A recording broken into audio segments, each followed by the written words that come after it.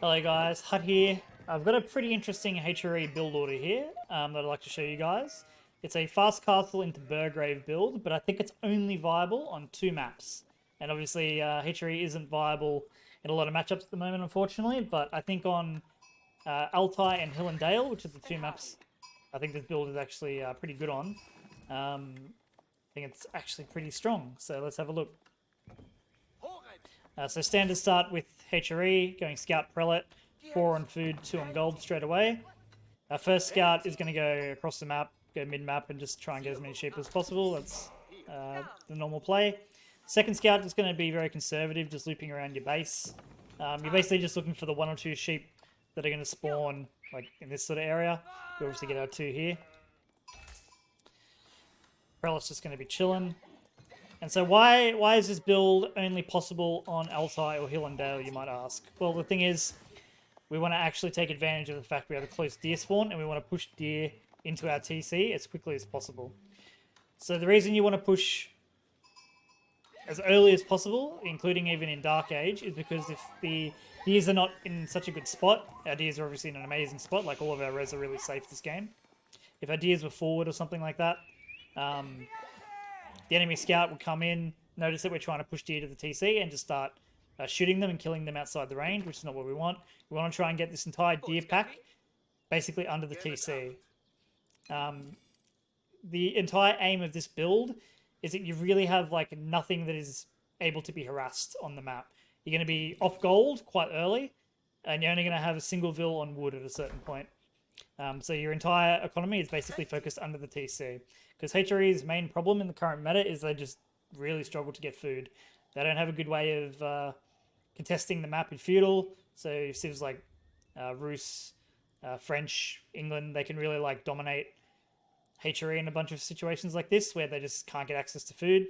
So we want to take advantage of the fact we have a deer pack really close to our main TC. And again, that's why this build I think is actually quite good on Altai and Hill and Dale. So in terms of vill distribution, we've got 6 on food. I'm going to send the 3rd one to gold and send the prelate to gold with him. And we're just pushing as much as possible. As soon as the deer are there, we can start eating them, that's fine. And this prelate is basically going to stay here until Archon is finished. We're still pushing. We're rallied, should be rallied on wood by now. Yep, there we go. So you only want to go up to 3 on wood total, and really the only reason you need wood at all with this build is to get houses. You don't need wood for anything else. So it's actually quite a strong castle age timing you're hitting, because you really don't have like a lot of wasted vills on wood. So we're a bit indecisive with the Archon positioning. I think it actually would have been better getting the... it's basically a tile off. You do want this lumber camp under the influence range, but I was sort of wanting the berries to be as well, but like, whatever. If you can ideally get wood in it, that's great, but I mean, it's not always possible. It has to be gold. Gold in your main TC, where all the deers are. That's where the Archon needs to be covering, which obviously we are, so... And obviously you can't do this build versus a lot of civs. It's sort of like a really like weird niche build. You can't really do it versus like, I'd say Rus, French. Like civs that get early nights can sort of shit on this. But I think it's actually quite strong. Can be quite good versus like Delhi, Abba, England. Like the civs that sort of don't have like the big power unit in the night to fend off the amount of man-at-arms you're going to be able to afford, which is actually quite surprising. So again, we've only got 3 on wood. This dude's just going to build as many houses as possible with the wood we have. And once you've got up to 50 supply, we just go 1 on wood. And this is purely to be able to afford houses. So obviously, like we've got a lot of pop cap space at the moment, but that's going to fill very quickly once we actually hit Castle Age. So the vills that were on wood go to gold, so you've got 5 in total at the moment. And then the 3 that built the landmark, they actually went back to food, but they're actually going to go to gold as well. So 8 on gold. And our entire aim with this is to be off gold by about 6 minutes. So the reason being, a lot of civs at the moment in the current meta, like Delhi can't really punish you before 6 minutes. Abba wants to go 2TC. Their 2TC's you know, just about finishing at 6 minutes. So, I mean, you don't have to be off gold by 6, but it's just easier to get your food eco up and running with it if you keep in mind 6 minutes back to food. England, if they're going Dark Age wheelbarrow, that's generally when like a longbow can start coming out. I mean, obviously, like in this situation, we've got gold at the very back of our base, so I could be on gold like a lot later than I normally would. But if like your gold is forward, you want to just try and rush to 850 gold as quickly as possible. So yeah, generally 6 minutes is what I would say. You want to be completely finished gathering gold, and that'll allow you to get, I think it's like 6 man-at-arm with the upgrade as well. And then your entire eco is going to be concentrated under the TC, and we're just rallying deer, eating. And because like the Archon is like inspiring the deer hunters, like your food eco is like very insane. So as soon as we have money to do it, we go up with 10 with the Burgrave. And we rally food, I think until about 16 on food. We just get the mill for a little bit later when we want to get wheelbarrow. That's going to be our first eco upgrade, but this is not for a little while yet. And still only have the single vill on wood.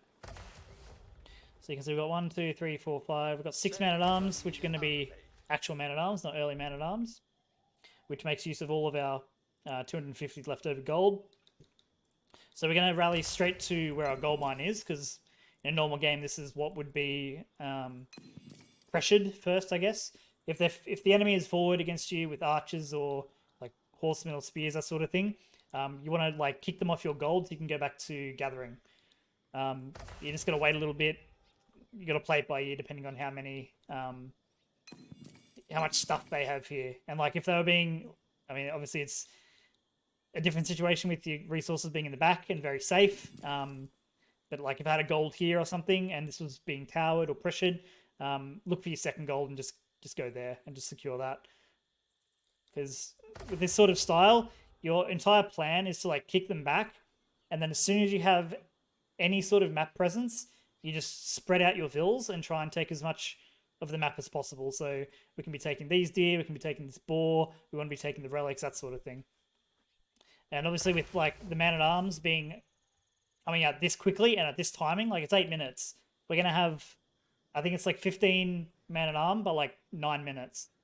So that's like an insane army to deal with if they didn't either realize what you were doing or they didn't anticipate that you were going for something like this. Because really, I think the best counter to this is actually like Springold Towers. And Springold Towers are like a Castle Age thing. So yeah, it's actually quite difficult to deal with. Obviously for civs like Rus and French, they have their own way of dealing with it, which is a little bit different. But yeah, obviously at a very high level, something like this wouldn't work versus those civs, but maybe at lower levels it does. But so we tend to go back here, clear them off. And then as soon as the gold is free again, we send 8 from food back to gold.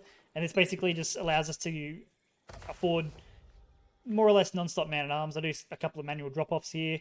Allows us to get wheelbarrow, allows us to get prelates. Eventually we want to get a monastery just to start stacking up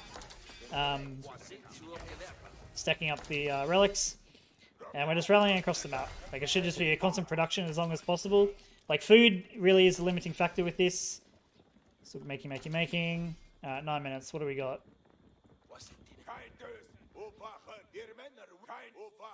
So we got 13 man-at-arms at 9 minutes. So that's like an insane army. There's no need to run them in single file. We can wait. We don't have to be in their base like immediately doing damage.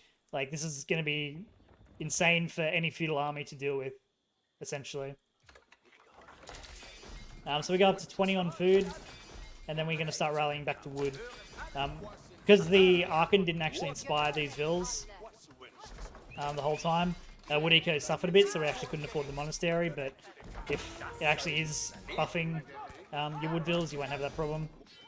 But at this point, like you can sort of just like rally here, and then you have to do everything else that your build requires. So again, we've pushed out, we've got army in his base. Boom, we got vills going to these deer, going to this deer, We've got Prelate on the map coming out to grab this relic here. Got this other Prelate coming out to grab this one. And then, again, by now you should roughly be close to affording a monastery. If these are inspired, more or less. We've got Wheelbarrow coming. So, yeah, it's sort of like a different take on the classic, like, HRE Snowball, where, you know, you're getting Fast Castle purely to get Regnants loaded up, which is what the Civ basically had to do in a lot of matchups to even be viable. But now I think, like, with this sort of style, with Burgrave being as strong as it is, this seems like an actual really good way of getting to Imp in just a different way. Because we've got full map control now. We can have, again, builds on all of the hunt that we want. We can have 4 or 5 relics most of the time, purely because what's your enemy going to do? They have to deal with this. Like, it's an insane amount of, like, mass they have to actually chew through. And anytime you have money, like, you just hit the man-at-arm button, and it's just a constant stream of ants, essentially, towards their base. And it seems quite difficult to deal with. Obviously, we didn't get a blacksmith or anything. I mean, feel free if you can afford it. But I think getting the monastery first is probably the bigger priority. But then you just go into blacksmith after that, definitely, and you'd get either the marching drills, or you can get iron undermesh, so the ranged armor, whatever feel is necessary. And then, yeah, you sort of just play the classic HRE style. Like, you're still aiming to get to Imp as quickly as possible. It's just in this way you're actually aiming to do damage. If your opponent was thinking, oh, it's HRE, I can be greedy and, like, whatever. Something like this can really throw them off and, like, just end games, like, very, very quickly. Because, again, we're going to get the relics. It's just not going to be as good as being in Regnant, but you're actually exploding onto the map in a very different way than you normally expect out of HRE. But again, the problem with this build is it's only relevant, I think, on 2 maps, Altai, Hill, and Dale. You can do this with Pro Scout versus like civs like Delhi, Abba, that sort of thing on other maps. But in general, I think it's quite difficult to pull off as opposed to just pushing Deer. And then obviously your civs like Roos and French sort of just own you, I think. Like, maybe this is like one way of actually dealing with it. I haven't played like a ton of games recently with HRE versus civs, but yeah, I don't know. I think you would just get kicked off gold too early. Like, maybe you can make it work with like a tower, but yeah, the premise of the build is you're just not investing in any military before castle and then just exploding on the map. And French and Roos will sort of punish you a lot of the times when they're seeing what HRE is doing. So yeah, just something to think about. But again, Altai, Hill and Dale, definitely 2 maps this build looks pretty sick on. And then from here, yeah, like I said, your game plan is to go Imp, just spread out everywhere. They have insane pressure in their base. This should keep them occupied while you do everything you need to at home to go up.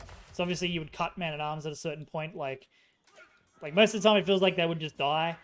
But if for some reason like they had like mass tower or something and like they were just somehow holding you, you can just keep massing outside their base and go again, or yeah, just start saving for Imp, but only once you've gotten like at least 4 relics, I would say. Yeah, cool little build. Hopefully you guys can make it work in some of your games, and I'll see you next time. Make sure you check me out on Twitch, @_AU, and I'll see you guys next time.